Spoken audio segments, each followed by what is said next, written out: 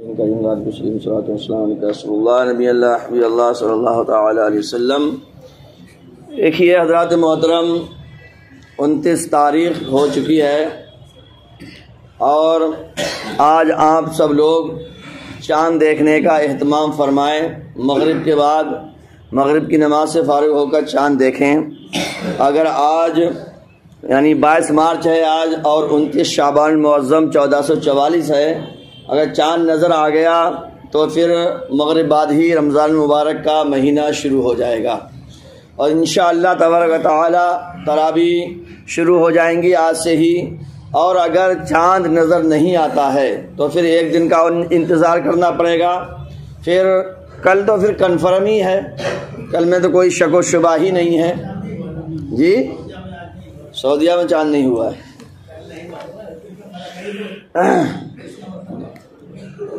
حدیث پاک سنیے، حضرت عمر فاروق رضی اللہ تعالی عنہ نے بڑی اچھی بات بتائی ہے، آپ سب لوگ اس کو دھیان رکھیں۔ حضرت امیر المومنین سیدنا عمر فاروق اعظم رضی اللہ تعالی عنہ نے فرمایا، بے شک دعا زمین اور آسمان کے درمیان میں رہتی ہے، زمین اور آسمان کے بیچ میں رہتی ہے دعا، اور اس سے کوئی چیز اوپر نہیں جاتی جب تک کہ تم اپنے نبی اکرم صلی اللہ علیہ وسلم پر درود شریف نہ پڑھ لو۔ سمجھے نہیں سمجھے؟ جب درود شریف ہم پڑھتے ہیں تب یہ ہماری دعا رب کائنات کی بارگاہ میں پہنچتی ہے۔ تو یہ سمجھیے کہ دعا کے پر جو ہیں وہ درود شریف ہے۔ ہمیں خوب خوب درود و سلام اپنے پیارے محبوب دانا غیوب صلی اللہ تعالی وسلم پر پڑھتے رہنا چاہیے۔ اب آتے ہیں تراویح کی طرف۔ حضور نبی اکرم صلی اللہ علیہ وسلم نے فرمایا، جو رمضان میں ایمان کے ساتھ ثواب کی خاطر قیام کرے یعنی رات کو نماز پڑھے تو اس کے پچھلے گناہ بخش دیے جائیں گے۔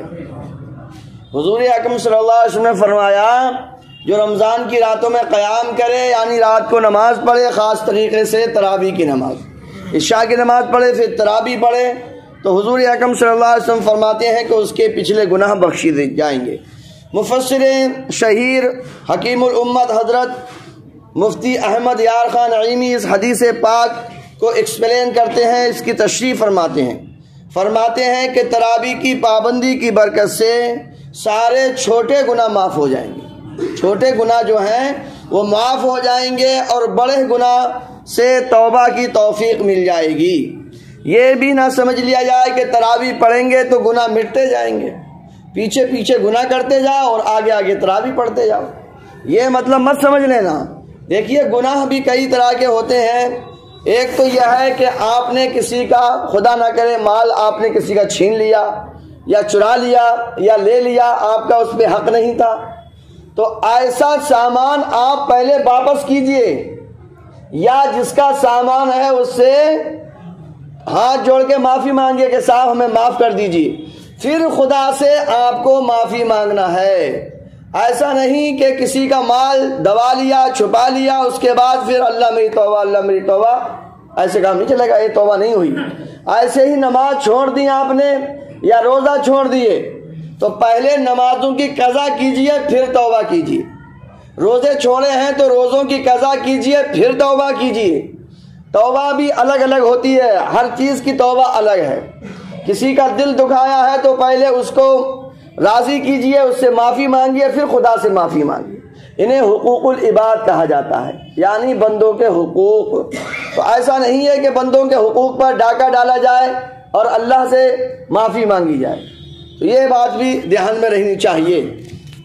رسول اکرم صلی اللہ تعالی علیہ وسلم کا فرمان ہے، اللہ تبارک تعالیٰ نے رمضان کے روزے تم پر فرض کیے اور میں نے تمہارے لیے رمضان کے قیام کو سنت قرار دیا، لہذا جو شخص رمضان میں روزے رکھے ایمان کے ساتھ اور ثواب کی نیت سے رات کو تراویح پڑھے قیام کرے تو وہ اپنے گناہوں سے ایسے نکل گیا جیسے کہ پیدائش کے دن اس کی ماں نے جنا تھا۔ سمجھے؟ تو ہمیں تراویحوں میں شامل ہونا چاہیے، تراویح پڑھنا چاہیے۔ اور سنیے، حضور صلی اللہ علیہ وسلم نے فرمایا کہ میں نے رمضان میں قیام کو سنت کر دیا، اب سنت کی برکت دیکھیے، الحمدللہ رمضان مبارک میں جہاں ہمیں بے شمار نعمتیں ملتی ہیں انہی میں تراویح کی سنت بھی شامل ہے۔ اور سنت کی عظمت کے کیا کہنے، اللہ تعالیٰ کے پیارے رسول مقبول سیدہ آمنہ رضی اللہ تعالی عنہا کے گلشن کے مہکتے پھول صلی اللہ علیہ وسلم کا فرمان جنت نشان ہے، جس نے میری سنت سے محبت کی اس نے مجھ سے محبت کی، اور جس نے مجھ سے محبت کی وہ جنت میں میرے ساتھ رہے گا۔ تو ہمیں حضور کی کوئی بھی سنت ہو اسے اپنانا چاہیے، اس میں ہمارے لیے فائدہ ہی فائدہ ہے اور ہمارے لیے نفع ہی نفع ہے۔ کیوں؟ حضور صلی اللہ علیہ وسلم نے صاف صاف فرما دیا، جو میری سنت سے محبت کرے گا اس نے مجھ سے محبت کی، اور جس نے مجھ سے محبت کی وہ جنت میں میرے ساتھ ہوگا۔ سنت، یہ تراویح جو ہم پڑھتے ہیں یہ سنت مؤکدہ ہے، اس میں کم از کم ایک بار قرآن شریف مکمل ہونا یہ بھی سنت مؤکدہ ہے۔ تو دیکھیے کچھ لوگ کہتے ہیں کہ جناب عالی ہماری تراویح چھوٹ جاتی ہے تو پڑھو تو پوری پڑھو، اور کسی کی ایک آدھ تراویح چھوٹ جاتی ہے تو سب چھوڑ دیتا ہے، کہتا اب کیا فائدہ، اب تو سب ہی چھوٹ جاؤ۔ نہیں، جتنی آپ پڑھیں گے اس کا ثواب ملے گا، اور اگر جماعت کسی وجہ سے آپ کی چھوٹ گئی ہے تو جب تک سحری کا وقت رہتا ہے آپ اپنے گھر پر بھی تراویح پڑھ سکتے ہو۔ بھئی آپ کہیں آفس میں ہیں، کہیں چلے گئے، آپ کی جماعت چھوٹ گئی تو آپ مسجد میں یا گھر پہ اپنے 2 رکعت کر کے تراویح پڑھ سکتے ہو، جتنی بھی آپ کو صورتیں آتی ہیں ان کے ساتھ آپ تراویح پڑھ سکتے ہو۔ اب تراویح کے لوگ کہتے ہیں نیت، تو دیکھو نیت میں کچھ نہیں ہے، نیت بالکل سادہ سمپل ہے۔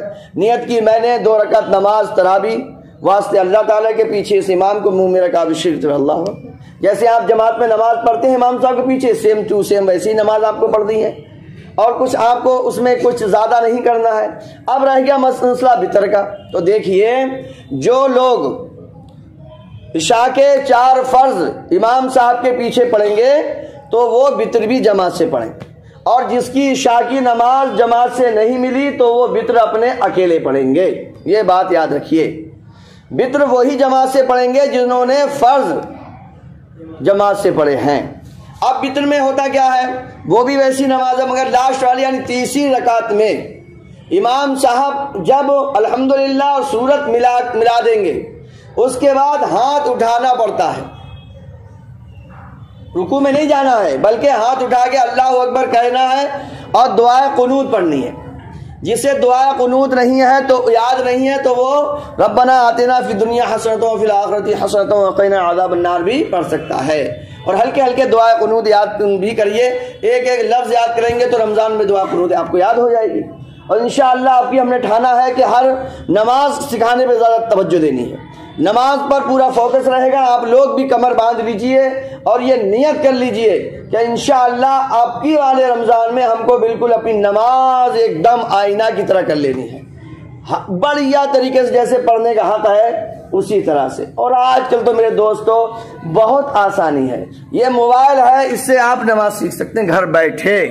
اس میں آپ نمازوں کے ہم بھی انشاءاللہ آپ کو ویڈیوز دیں گے، ہم بھی آپ کو بتائیں گے، ہم بھی آپ کو کتابیں دیں گے، آپ کو پڑھ پڑھ کے سنائیں گے اور اس کے ساتھ ویڈیو بھی پوری محنت کریں گے انشاءاللہ۔ ہماری یہ چاہت ہے کہ ہر بندے کی نماز درست ہو جائے تاکہ کل قیامت میں جب اس سے حساب ہو نماز کتاب کا تو ہم تو سمجھ رہے ہیں کہ ہم نے سبھی نماز پڑھی ہے، اور وہاں دیکھیں تو ساری کی ساری ایک کو نماز نہیں ہے نامہ عمل۔ تو ہم سب لوگ نماز درست کریں، جتنی باتیں ہم پر فرض ہیں وہ ہم سب صحیح کریں۔ اللہ تعالیٰ کی بارگاہ میں دعا ہے کہ رب کائنات ہم سب کو رمضان کی برکتیں عطا فرمائے۔ اللہم صلی علی سیدنا و مولانا محمد والکرم علیہ، جس کو ہرا دیا گیا ہو، نکال دیا گیا ہو،